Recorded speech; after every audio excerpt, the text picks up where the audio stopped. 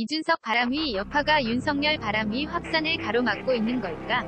윤석열 전 검찰총장이 최근 자맹을 끝내고 공개 활동의 빈도를 높이고 있지만 대선 후보로서의 지지율은 미미하게나마 오히려 하락했다는 여론조사 결과가 이어지고 있다. 한국갤럽이 지난 1에서 3일 조사에 4일 공개한 차기 정치 지도자 선호도 조사에서 이재명 경기지사는 24%, 윤석열 전 총장은 21%를 기록했다. 직전 조사인 지난달 7일 조사에 비해 두 사람 모두 각각 1%포인트 하락한 수치다. 엠브레인 퍼블릭 케이스텐 리서치 코리아 리서치 한국 리서치가 지난달 31일부터 4일간 조사에 지난 3일 발표한 대선 후보 적합도 조사에선 이재명 지사와 윤 전 총장이 각각 28%, 20%를 얻었다. 지난주에 비해 각각 2%포인트 상승하고 2%포인트 하락해 두 사람의 격차는 오차범위 95% 신뢰 수준의 플러스 마이너스 3.1%포인트 밖으로 벌어졌다. 두 조사가 진행되는 동안 윤 전 총장에 관한 뉴스는 집중적으로 쏟아졌다. 윤 전 총장이 권성동 국민의힘 위원을 강릉에서 만났다는 사실이 알려진 지난달 31일 이후 국민의힘 위원 연쇄 접촉. 유명 건축가인 유현준 홍익대 교수와의 만남이 이어졌다. 골목길 경제학자로 불리는 모종린 연세대 국제대학원 교수와의 만남. 또 이 자리에 동석한 30대 장예찬 시사평론가가 윤 전 총장의 첫 공개 참모로 소개되며 화제를 낳았다. 다른 한편으로는 검찰이 요양급여 부정수급 혐의로 기소한 윤 전 총장의 장모에게 징역 3년을 구형했다. 또 송영길 더불어민주당 대표가 조국 전 법무부 장관 관련 대국민 사과를 하며 조 전 장관에 대한 검찰 수사의 기준은 윤 전 총장의 가족 비리에 대해서도 동일하게 적용돼야 한다고 발언했다. 윤 전 총장 관련 이슈의 언론 노출이 급증한 시기였다. 그런데도 윤 전 총장 지지율은 왜 큰 변화가 없었던 것일까? 전문가들이 주로 꼽는 원인 중 하나는 이른바 이준석 현상이다.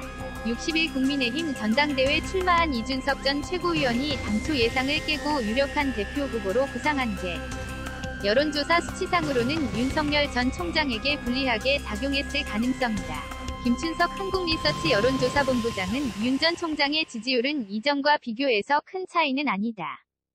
크게 변동이 없는 수준이라면서도 국민의힘이 대표 경선 중이라 시선이 분산되는 효과가 있다고 본다고 말했다. 이상의 케이스텍 컨설팅 소장은 국민의힘 전당대회는 코앞에 닥친 문제고 이준석 현상은 여론이 여론을 확인하면서 확산하는 모습이라며 일반 국민의 시야에서는 윤 전 총장의 행보보다 이준석 현상에 대한 관심이 높은 걸로 보인다고 말했다. 내년 대선 때 만 40세를 채우지 못해 출마 자격조차 없는 이 전 최고위원이 차기 정치 지도자 선호도에서 3%를 기록한 한국갤럽 조사 결과를 이런 맥락에서 바라보는 이들도 있다. 익명을 요청한 여론조사 전문가는 이 전 최고위원의 3% 중 일부는 원래는 윤 전 총장에게 갈 지지였을 수도 있다고 말했다. 추가 정보. 이준석 세대 문제가 대선 이슈. 국민의힘 60일 당대표 선거에 출마한 이준석 36 후보는 4일 내년 대선은 이념이나 지역보다 세대 문제가 중요 이슈가 될 것이라며 내 역할은 젊은 세대가 우리 당을 친근하게 느끼도록 만드는 것이라고 했다.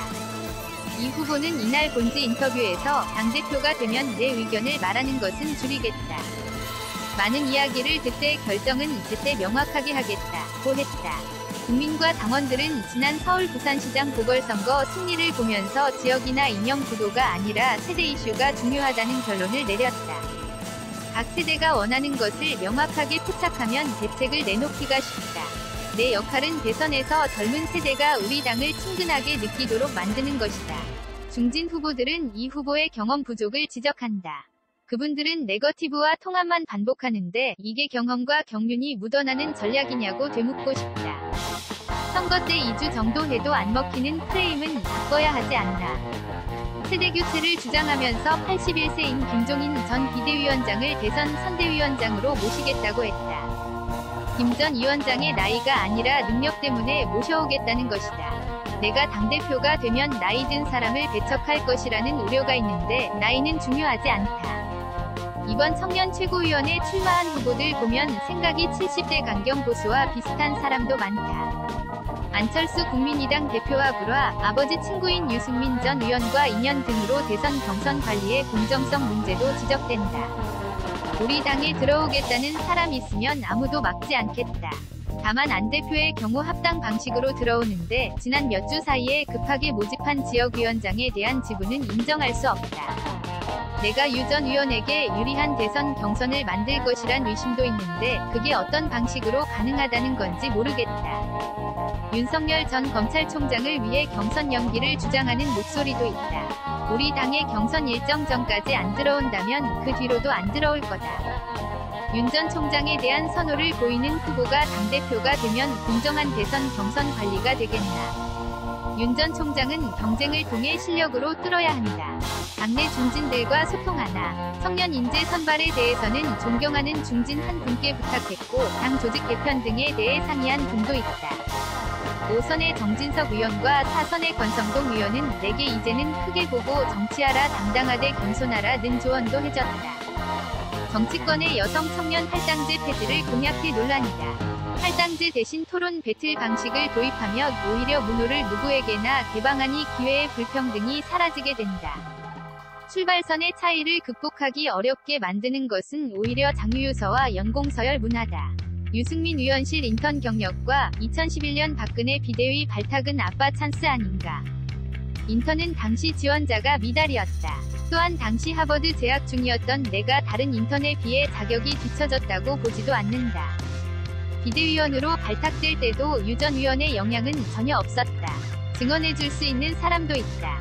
일각에선 직설적인 화법에 대한 거부감도 있다. 태도나 예의를 기대하시는 분도 있겠지만 정치는 치열한 전장이다. 지지층을 더 끌어들이려면 내 직설적 표현을 금기시할 게 아니라 내게 어리다는 이미지를 끝없이 투영하려는 행태를 막아야 하지 않겠나. 당 대표가 돼도 지금처럼 논쟁적 화법을 구사할 생각인가. 당대표로서 결정권과 중재 의무가 생긴다면 내 의견 말하는 것은 줄이겠다. 많은 이야기를 듣되 결정은 제때 명확하게 하겠다.